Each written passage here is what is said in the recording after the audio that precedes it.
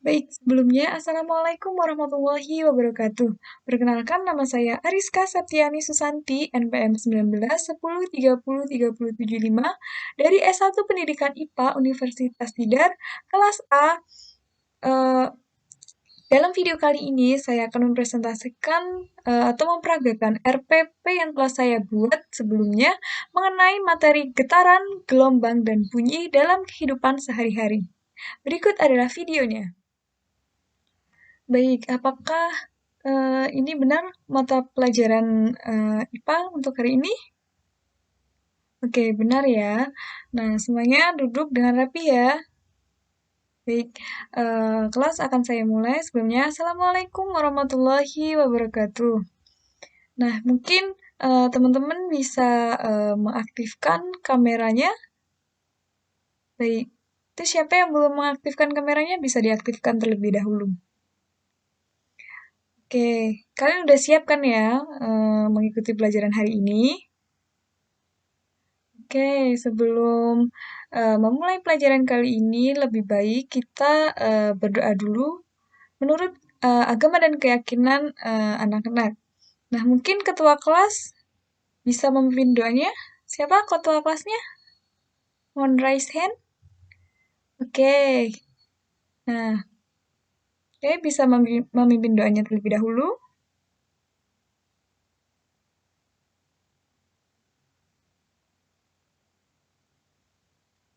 Nah, baik, terima kasih kepada ketua kelas. Nah, sebelum memulai pelajarannya, mungkin Ibu akan presentasi kalian dulu. Siapa nih yang kira-kira nggak berangkat hari ini? Oke, berangkat semua ya. Nah, gimana nih pagi hari ini? Semangat semua kan ya, teman-teman? Mengikuti pelajarannya? Heeh, harus semangat dong, biar nanti belajarnya kita juga enak kalau semangat. Bener. Ya, kalian ingat nggak kemarin kita belajar apa? Kita belajar mengenai getaran. Ada yang masih ingat nggak getaran itu apa? Iya, benar. Tadi apa, Tono? Getaran itu? Iya, getaran itu adalah gerakan bolak-balik. Nah, contoh getaran itu apa aja yang kalian tahu? Coba sebutkan.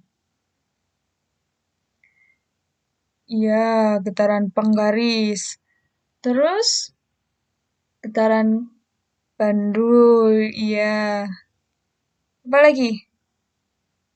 Getaran pir itu pirnya tuh misalkan di timbangan yang ini pir. Nah, itu kalau ditarik maka dia akan melakukan gerakan ke getaran.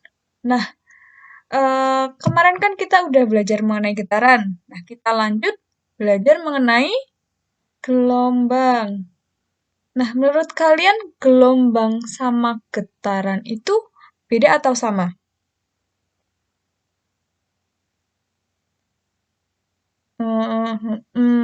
Berbeda. Getaran itu apa sih getaran tadi? Gerakan bolak-balik. Nah, kalau gelombang, setahu kalian apa nih? Sebelum Ibu jelaskan. Ada yang tahu? Masa nggak ada yang tahu? Iya, getaran yang berjalan. Simpelnya kayak gitu. Getaran itu adalah gerakan bolak-balik. Kalau gelombang adalah getaran yang berjalan. Iya, pintar sekali. Kalian pasti udah belajar nih. Oke, Ibu lanjutkan ya.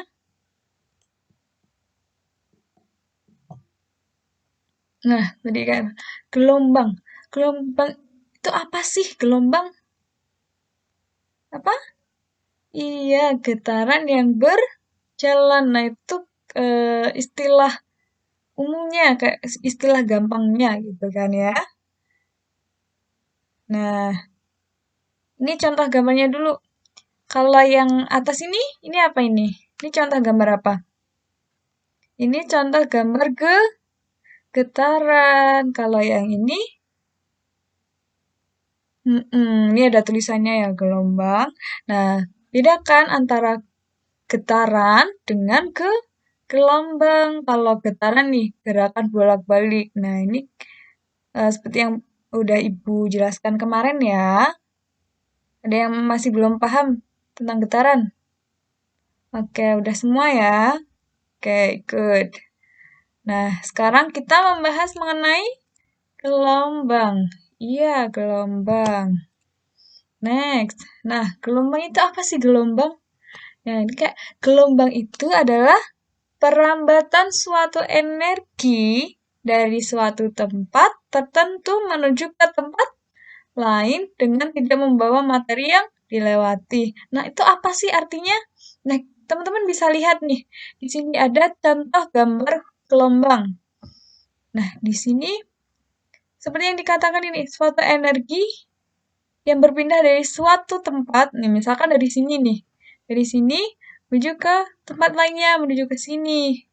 Ya, nih, arti tidak membawa materi lain itu gelombangnya ini dia nggak bawa materi lain. Misalkan di sini ada air, nah airnya itu nggak bakalan mengalir ke sini. Jadi misalkan di sini ada air atau ada gabus, paling gampangnya gabus. Misalkan di sini ada gabus, nah gabusnya itu tidak akan berjalan sampai ke sini. Gabusnya akan berjalan atau bergerak ke naik turun nih. Nanti ini di eh, bukitnya atau kalau ke bawah ke sini ke lembahnya.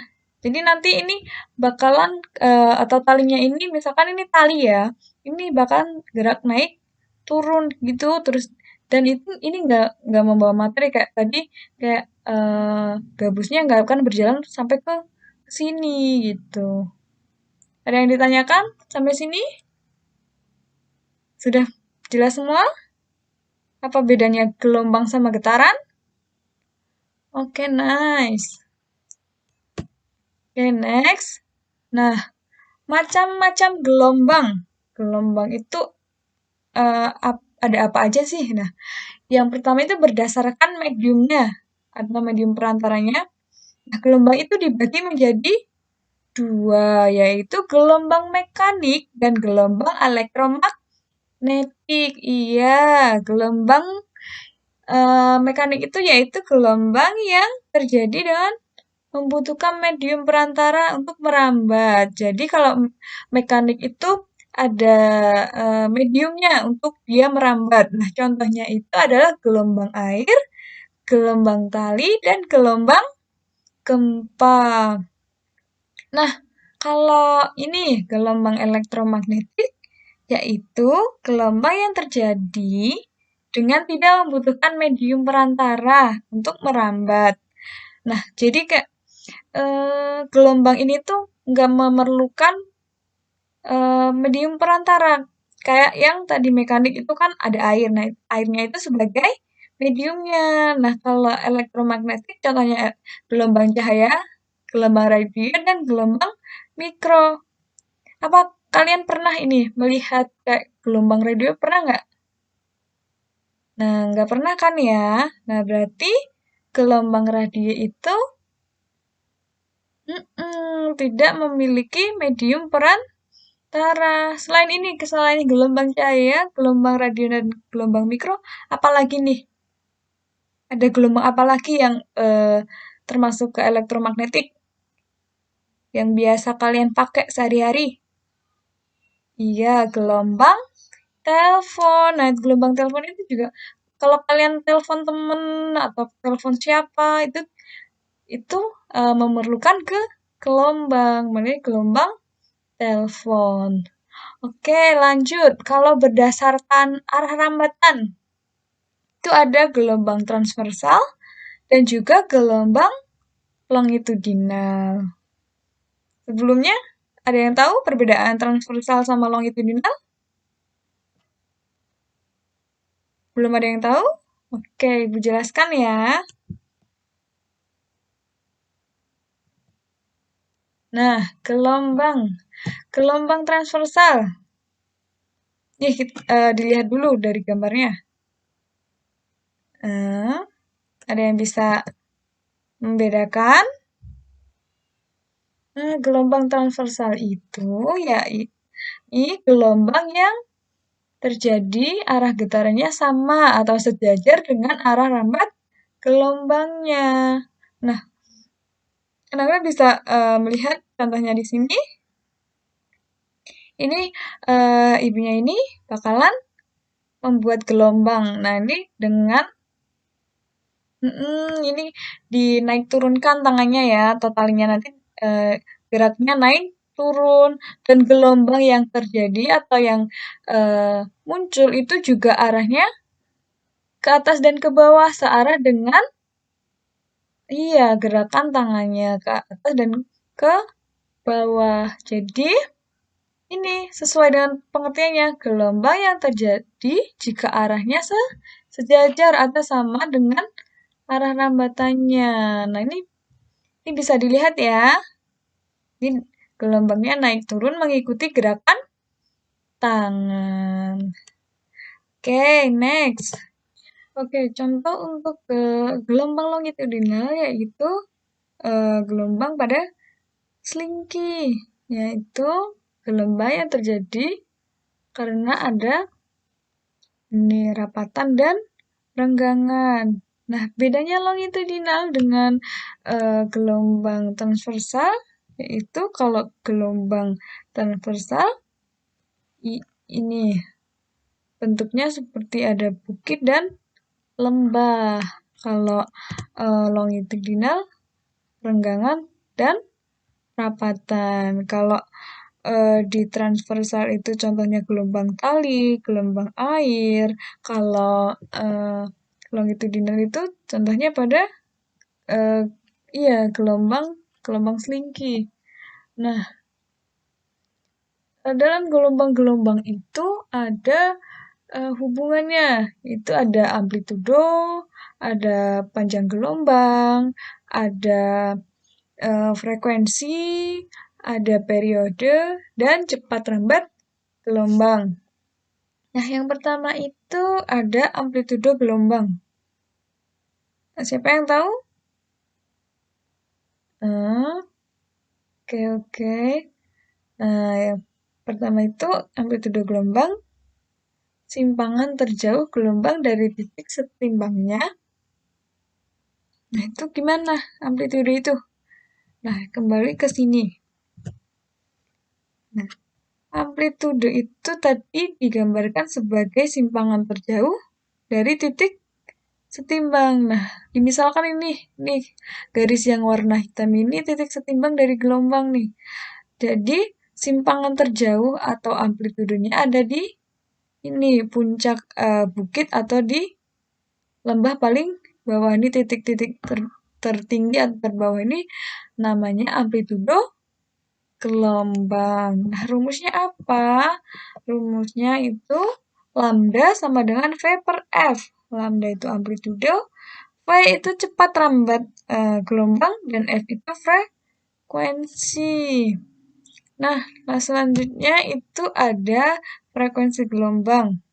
Kalau frekuensi gelombang itu jumlah banyaknya gelombang yang yang terbentuk dalam 1 second. Jadi gampangannya dalam 1 second itu atau 1 detik gelombangnya bisa kebentuk berapa. Itu namanya frekuensi. Nah, itu dirumuskan dengan F sama dengan N per T atau jumlah gelombang dibagi waktu. Atau bisa juga kalau T atau periodenya sudah diketahui, tinggal F sama dengan 1 per T atau periodenya. Next itu ada periode gelombang atau T yang tadi sudah disebutkan. T atau periode itu yaitu waktu yang dibutuhkan untuk membentuk satu gelombang. Nah, jadi eh, satu gelombang itu dibutuhkan berapa waktu untuk terbentuk. Nah, ini satu gelombang itu gimana sih? Ada yang tahu nggak? Satu gelombang itu gimana? satu bukit aja, atau satu lembah, atau ini semua ini satu gelombang? Gimana? Ada yang tahu? Iya benar, satu gelombang itu terdiri dari satu bukit dan satu lembah. Jadi kalau cuman ini perutnya aja atau eh, bu- bukitnya aja itu disebut berapa? Setengah setengah gelombang. Kalau ini artinya berapa gelombang ini? Ada satu setengah. Kalau yang ini ada berapa? Satu, dua, tiga. Ya. Nah, ini disebut ada tiga gelombang. Kalau yang ini satu setengah. Jadi, tadi periode itu waktu yang dibutuhkan gelombang untuk membentuk satu gelombang. Jadi, waktu yang dibutuhkan untuk membentuk ini, bukit dan lembah. Nah, itu berapa waktunya? Nah, dapat dirumuskan dengan apa?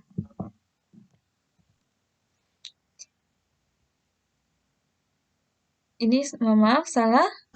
Itu harusnya eh, periode itu T sama dengan T per N atau periode sama dengan banyaknya waktu yang dibutuhkan untuk membentuk gelombang dibagi jumlah gelombangnya atau T per sama dengan 1/F. Jadi antara eh, gelombang sama frekuensi itu rumusnya kebalik.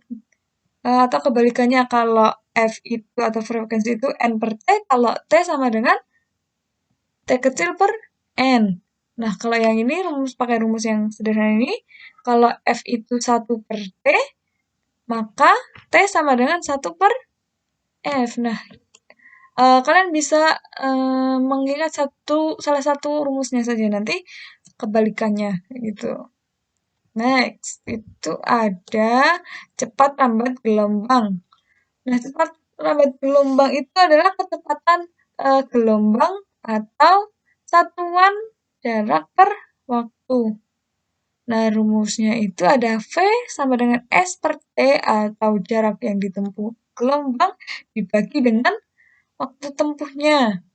Nah, sedangkan atau bisa dicari dengan V atau kecepatan sama dengan lambda dikalikan F atau frekuensi.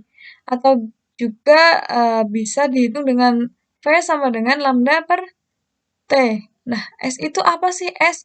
S itu sama dengan lambda atau panjang panjang gelombang atau amplitudo gelombangnya. Nah, kalau T sama dengan Y. Nah, untuk selanjutnya yaitu ada pemantulan gelombang. Pemantulan gelombang adalah peristiwa membaliknya gelombang setelah mengenai penghalang, seperti gelombang tadi pada gambar ini.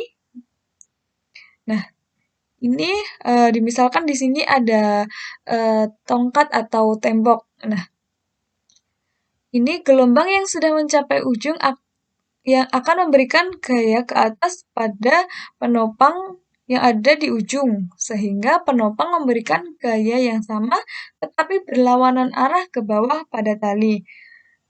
Nah, gaya ke bawah pada tali inilah yang membangkitkan gelombang pantulan yang terbalik. Jadi, kalau ini talinya kan ini digerakkan, ini gelombangnya arahnya ke sini, menuju ke tembok. Nah, karena di sini ada penghalang, maka gelombangnya akan dipantulkan, tapi arahnya berlawanan. Kalau semisal dari sini, ini misalkan di sini sudah ujungnya ya, di sini kan terbentuk bukit, maka pantulannya akan kebalikannya, yaitu ke bawah. Ini bisa dilihat ini ke bawah ya, jadi pantulannya itu ke bawah, baru naik lagi. Sudah mudeng? Ada yang ditanyakan?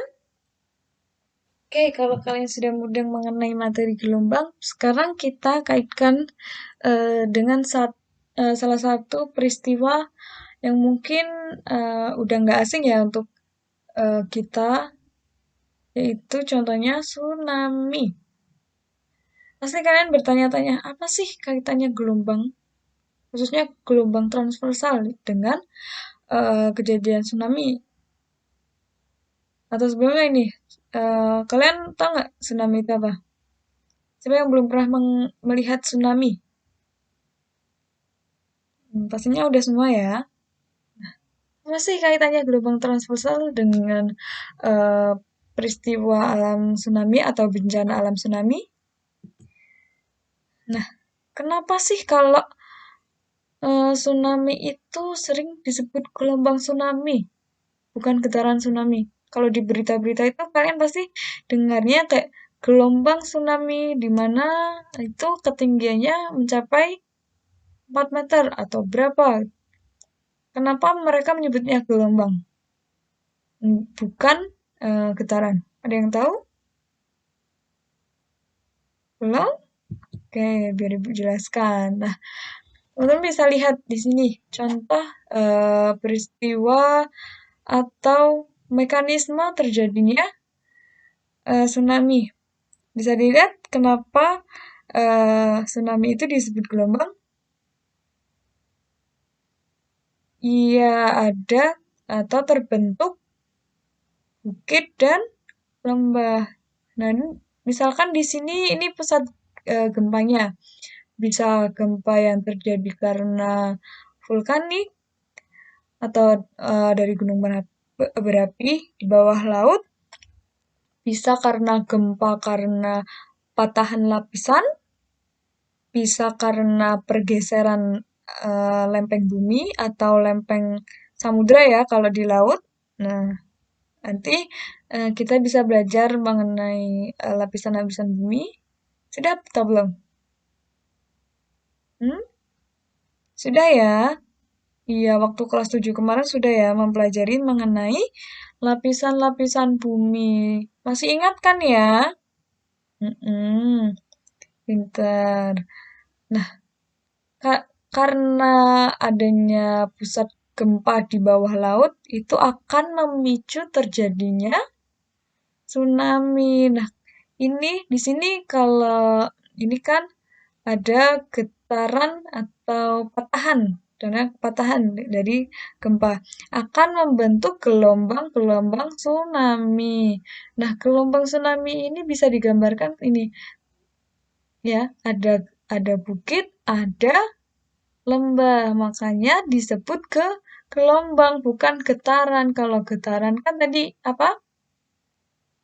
Ya gerakan bolak-balik. Beda nggak? Sekarang sudah jelas kenapa tsunami itu disebut gelombang, enggak getaran. Sudah mudeng ya? Oke. Nah, pengertiannya. Sebelumnya kalian ini sudah paham mengenai tsunami? Tsunami itu apa sih? Ada yang tahu? Coba jelaskan pakai bahasa kalian saja, jangan nggak usah ini semudahnya kalian. Oke, Jeno. Apa Jen? Oh, air yang bergerak ke daratan. Ya, bisa jadi karena memang air lautnya itu bergerak ke daratan atau ke pantai. Bisa jadi. Ada yang lain? Pendapat lain dari teman-teman? Nggak ada nih. Oke, Ibu jelaskan aja ya. Nah, tsunami itu adalah perpindahan badan air yang disebabkan oleh perubahan permukaan laut secara vertikal dengan tiba-tiba. Nah, jadinya kalau tsunami itu terjadinya tiba-tiba. Jadi setelah tadi ada gempa di bawah laut, nah baru terjadi tsunami. Tapi tidak semua gempa itu dapat memicu terjadinya tsunami. Nah, penyebabnya itu biasanya disebabkan oleh gempa yang berpusat di bawah permukaan laut atau longsor di bawah laut, bisa jadi juga dari letusan gunung api yang ada di bawah laut atau hantaman meteor di laut. Jadi kalau eh, contohnya kalau misalkan kalian ini ada wadah air, terus kalian jatuhin kerikil, nah itu pasti akan terjadi gelombang. Nah itu contoh simulasi dari ini hantaman meteor yang ada di laut. Nah, maka akan terjadi gelombang tsunami. Nah, tsunami ini ditandai dengan frekuensi rendah namun menyebabkan kerusakan yang besar dan jumlah korban manusia yang luar biasa. Nah, contohnya kemarin ya terjadi di iya Selat Malaka. Itu Selat Sunda ya? Iya, Selat Sunda yang kena itu di daerah Banten dan daerah Lampung itu banyak banget korbannya. Jadi, ya tsunami itu dapat merusak bangunan, merusak pantai, dan juga bisa mengakibatkan korban jiwa. Nah, mekanisme terjadinya tsunami itu terdiri dari empat tahap.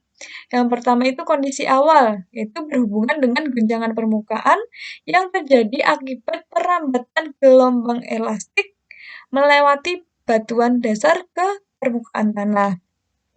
Nah, untuk proses yang kedua atau tahap yang kedua itu terjadi pemisahan gelombang. Nah, gelombang awal tsunami akan terpisah menjadi tsunami yang merambat ke samudra atau tsunami berjarak dan bagian rambatan yang ke pantai itu berdekatan atau bisa disebut dengan tsunami lokal. Nah, yang tsunami lokal ini atau yang ke arah pantai itu yang biasanya dapat merusak atau dapat menyebabkan korban jiwa.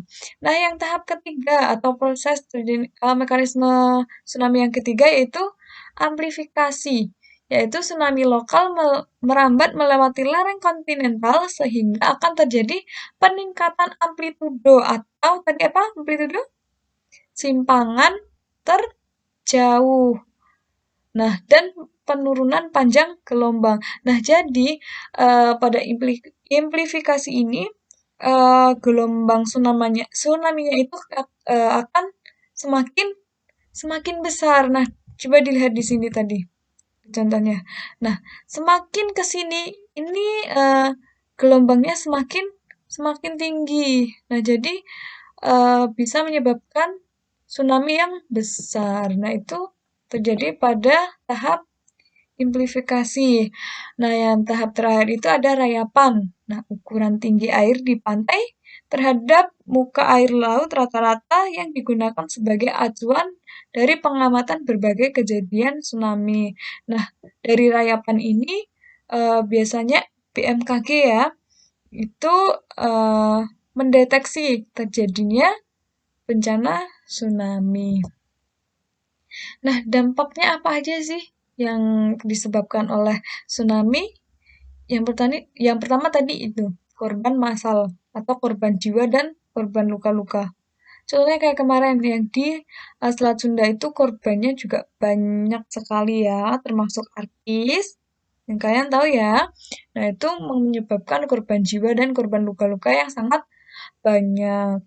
Nah, yang kedua yaitu pengungsian masyarakat karena terjadinya kerusakan rumah dan berbagai infrastruktur lainnya. Nah, karena tsunami ini rumah-rumah masyarakat yang ada di pesisir pantai itu juga jadi rusak, terus juga jalanan terputus, listrik mati, air bersih nggak ada, terus eh, masyarakat itu mengungsi atau menyelamatkan diri. Jadi banyak pengungsian di posko-posko atau di tempat-tempat aman lainnya di sekitar eh, bekas terjadinya tsunami.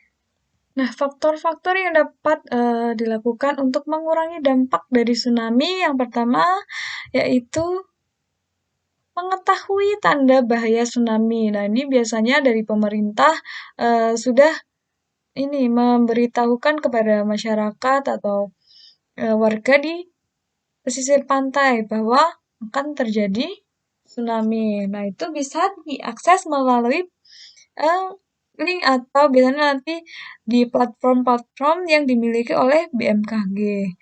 Nah, itu yang kedua yaitu memilih akses peringatan dini melalui atau dari BMKG. Yang ketiga yaitu memiliki rencana responsif atau eh, kita sebagai masyarakat yang ada di pesisir pantai itu harus siap siaga jika sewaktu-waktu ada bencana tsunami. Jadi kita sudah siap nih, sudah mempersiapkan diri untuk menyelamatkan diri dari terjadinya tsunami. Nah, yang keempat yaitu perencanaan jangka panjang terkait tata ruang dan infrastruktur sebagai upaya mitigasi risiko. Nah, jadi eh, tata ruang atau infrastruktur atau rekonstruksi yang ada di pesisir pantai itu biasanya sudah dimodifikasi atau disesuaikan dengan daerahnya yang mungkin suatu saat bisa terjadi tsunami. Jadi kalau misalkan ada tsunami, itu kerusakannya bisa dikurangi atau bisa dicegah dengan infrastruktur yang bisa tahan tsunami. Nah, kayak yang kita kenal itu biasanya baru bangunan ya, bangunan yang anti gempa kalau kayak di Jepang itu. Karena di Jepang itu kan eee, negaranya memang banyak terjadi gempa, makanya masyarakatnya, pemerintahnya membangun infrastruktur daerahnya yang anti gempa. Nah, mungkin kalau di pesisir pantai ini bisa nih infrastrukturnya dibikin untuk tahan tsunami. Jadi kalau misalkan ada tsunami bisa mengurangi nih resiko dari kerusakan yang diakibatkan oleh tsunami. Nah, mungkin sekian yang dapat Ibu sampaikan untuk tentang materi hari ini. Sebenarnya ada yang mau ditanyakan nggak? Apa yang ada yang belum paham dari materi yang telah Ibu sampaikan untuk hari ini? Sudah jelas semua ya? Oke, ada yang mau ditanyakan? Beneran nih nggak ada yang tanya? Kalau nggak ada yang tanya nih, untuk tugas minggu depan, dikumpulkan minggu depan, itu teman-teman ini tadi jumlahnya ada berapa orang ya satu kelas? Satu kelas ada berapa? 32. 32 nanti bisa dibagi satu kelompok itu isinya 4 orang. Untuk memudahkan pembagian kelompok nanti bisa urut absen ya. Untuk absen 1 sampai 4 itu kelompok satu, absen 5 sampai 8 kelompok 2 dan seterusnya sampai 32. Nanti jadi dalam satu kelas itu ada 8 kelompok. Nah, di dalam kelompok itu nanti teman-teman membuat makalah sederhana aja sesuai pemahaman kalian mengenai eh, resum resum dan analisis mengenai tsunami. Nah, tadi kan Ibu sudah menjelaskan mengenai materi gelombang dan tsunami. Nah, nanti teman-teman membuat makalah materinya itu tentang resum mengenai gelombang, apa aja arti gelombang, contoh gelombang, macam-macam gelombang nanti dibikin, terus dikaitkan dengan peristiwa tsunami. Nah, peristiwanya ini kalau bisa Ibu minta satu kelompok dengan satu kelompok lainnya itu berbeda. Nah, misalkan kelompok satu itu membahas mengenai tsunami Sunda. Nah, kelompok 2 tsunami Aceh. Nah, yang nanti kelompok 3 tsunami mana? Nah, kalian contoh peristiwa tsunami-nya itu enggak apa ya? Boleh boleh mengambil dari peristiwa di luar negeri, nggak harus di Indonesia aja. Nanti nanti di search di internet eh disusun dalam bentuk makalah sederhana. Nanti jangan lupa dikasih cover ya, nama kalian, kelas berapa, nanti dikumpulkan minggu depan. Untuk linknya nanti Ibu bikinkan, nanti Ibu kirim ke WA grup ya. Terus juga minggu depan kalian bikin PPT ya tentang makalah kalian nanti presentasi Ibu tunjuk kelompok mana yang presentasi mewakili teman-teman. Nanti satu atau dua kelompok yang akan mempresentasikan hasil diskusi kalian. Nah, di sini ada yang mau ditanyakan?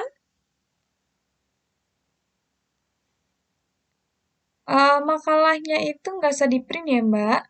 Eh, Dibikin PPT aja minggu depan dipresentasikan di depan kelas. Nanti link untuk mengumpulkan tugas ada. Ibu berikan ke ketua kelas saja ya, biar gampang. Atau ke WA Group. Oke, ke WA Group aja ya. Nanti pengumpulannya mau 3 hari? Atau minggu depan? Minggu depan ya. Kan pelajaran hari Kamis ya. Mungkin terakhir mengumpulkan itu hari Rabu. Hari Rabu malam Ibu tunggu terakhir. Kalau yang belum mengerjakan nanti dapat dispen. Terdapat skors. Jadi Ibu kurangi nilainya. Oh iya, kalian ini namanya kerja kelompok ya, dikerjakan bersama-sama, bareng bareng sama kelompok sama teman-teman lainnya. Nah, nanti kalau ada temennya yang nggak aktif atau kurang responsif atau kurang membantu dalam mengerjakan tugasnya, nanti ditandai aja, dikasih warna merah atau warna apa, atau dikasih tanda, biar ibu tahu ini anaknya nggak aktif atau nggak bantu ngerjain gitu. Gitu ya. Ada yang ditanyakan? Oke, udah nggak ada. Mungkin ini juga sudah mau istirahat, teman-teman. Nanti istirahat, makan, tuh jangan kemana-mana, nggak usah keluar sekolah ya. Oke, mungkin sekian yang dapat Ibu sampaikan untuk pelajaran kali ini. Kalian jangan patah semangat, terus belajar. Ingat cita-cita kalian. Kalian kan punya mimpi besar. Nah, itu dijadikan patokan kalian untuk semangat belajar. Jadi motivasi kalian untuk semangat belajar. Oke, Ibu akhiri. Wassalamualaikum warahmatullahi wabarakatuh.